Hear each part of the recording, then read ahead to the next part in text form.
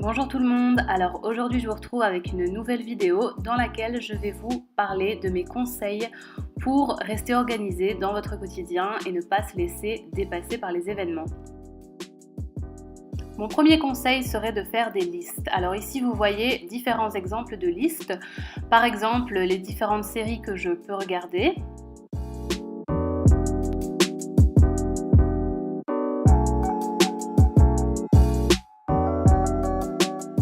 Ici, c'est une page sur laquelle j'ai répertorié les idées de cadeaux que je devais faire à ma famille, à mes proches à la période de Noël. Ensuite, je répertorie également les livres que je lis au quotidien. Donc ici, vous voyez par exemple tous les livres que j'ai lus en 2016 et je répertorie également le nombre de pages au total.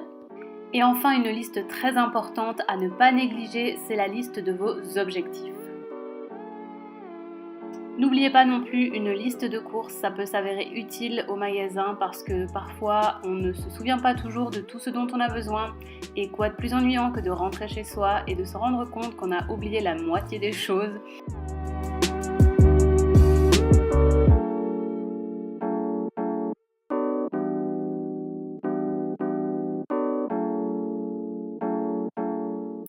Un deuxième conseil que je pourrais vous donner, ce serait de prévoir votre semaine à l'avance. Cette espèce d'agenda de la semaine vient de chez Emma, je l'avais acheté il y a déjà au moins 1 an et demi, mais je pense que vous pouvez encore le trouver ou en tout cas une version semblable.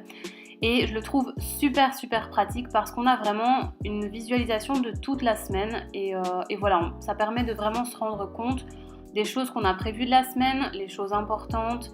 Par exemple, n'hésitez pas à utiliser un code couleur, le plus important en rouge par exemple, et puis vos hobbies ou votre sport dans une autre couleur.